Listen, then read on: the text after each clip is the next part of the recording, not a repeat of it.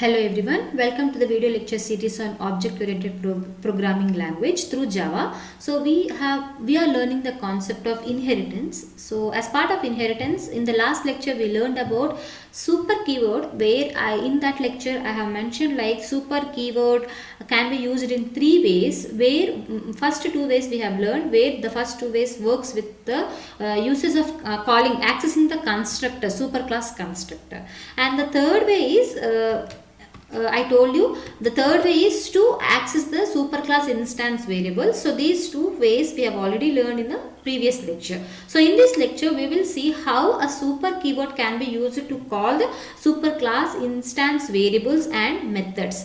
You need to remember one thing here. Super keyword in Java is normally used to call the used to access the superclass members like constructors, variables and methods. So these two ways we have already learned. So in this lecture we will be learning in detail about this third way, where we are using the super keyword and the dot operator. So follow carefully all of you. I will be explaining through the examples.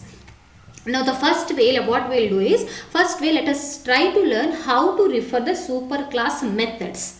I am telling we are talking about how to call the superclass methods. Instance variables we will see at the end. So superclass methods, if you want to call, let me take one class A. In that class I have a variable called A and I have a parameterized constructor A. Now you all know why I am using this keyword. We have learned in detail about this keyword. Why? Because if you are using the same name as an argument to the constructor and as a instance variable, to avoid the confusion we need to use this keyword. Okay, so I have taken this dot A equal to A and I wrote one statement, one output statement. This is a parameterized constructor in a class A.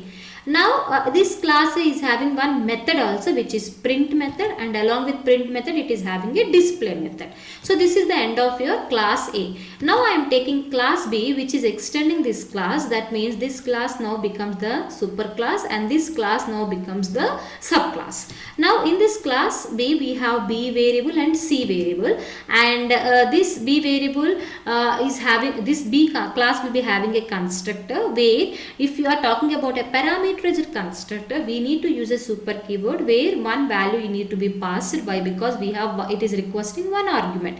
About this in detail we have learned in our last lecture. You need to go through that one if you are not clear about that. Okay, so this is the B constructor. Now this B class consists of a show method, and in this show method, now whenever you are talking about the class subclass, this subclass can access its superclass variables and methods also. Now if you see here, if you want to call a print method, then it can directly call the print method. There is no problem here. You need to understand here. So here in the subclass B is directly calling the print method. There is no problem. In one method it is calling directly the print method. It will not throw any error. Why? Because B is a subclass of A. So to refer to the superclass methods, we can directly refer to the superclass methods without any problem.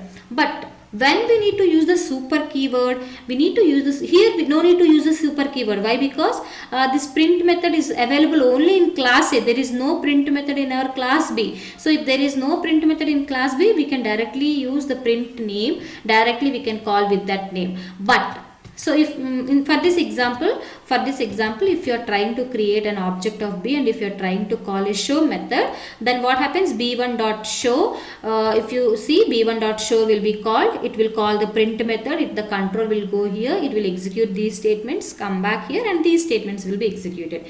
That means it will be displaying A value, B value and C value. So you will be getting this output. Okay, and you will get these two lines of code also. Why? Because whenever an object is created, a constructor will be called. So it will call the parameterized constructor.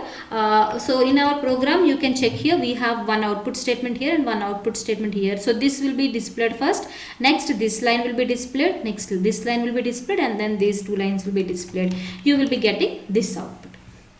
Okay, try this one all of you. But here you can check in our program, we have not used any super keyword. Why we have not used super keyword? Because the print method whatever we are taking here, it is only available in the super class only. But if there may be a chance, like you can see here, I have taken a class A, I have taken show method and display method in a superclass, and the subclass B is also having a show method. Observe here, show methods are there in both the superclass and subclass also.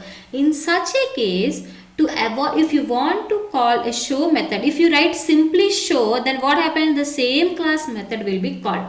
If you simply write only show, then the same class method will be called, which is called as a recursive calling. But if you want to call a superclass method with the same name, then you need to use the super keyword. That is what you need to understand. So superclass method, which is of same name like a subclass method name, then you need to call the superclass method by using a super keyword. You need to make a note of that one, all of you. Now if you run this program by creating an object of B and b1.show, you will be getting an output like this. There is no problem in that. So this is the way how superclass method can be called using a super keyword. Now I will be telling you how to refer a superclass instance variable. So to understand this one, let me show you a simple example. I have taken one class A, where A is a variable or instance variable of that one. This is a constructor. These two are methods. Now B is a subclass of this one, which is having B variable and C variable. Observe here, A is different. Here the variable name and here the variable name, both are different. So if you write A here simply, then it will be referring to this variable only, whatever we have. Why? Because B is extending A, and whatever variables we have, that can be accessed by B object also. There is no problem. So simply if you write A, then what happens? There is no confusion to the compiler, because we have only one variable name with A, and that will be referring to a superclass, and you will be getting an output of 10, 20 and 8.4. There is no confusion here in this program. But suppose you can see here, I have a variable A here, and in B also I have a variable called A.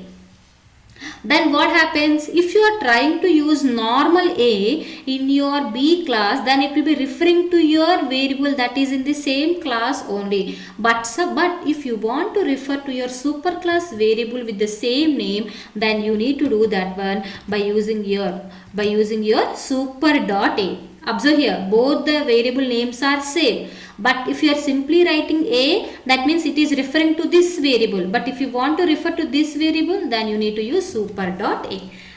Understood? So this is how a super keyword can be used to refer your superclass methods and superclass instance variables. Got it, all of you? So with this we can come to an end of our today's class, where we learned about how a super keyword will be avoiding the confusion to the compiler to whether to call while calling the superclass instance variable or superclass methods. Okay, I hope you all are clear with this concept. So with this, the total 3 ways of using the super keyword is finished. I hope you all are clear with this concept. Let us all meet in our next lecture. Until then, thank you all of you.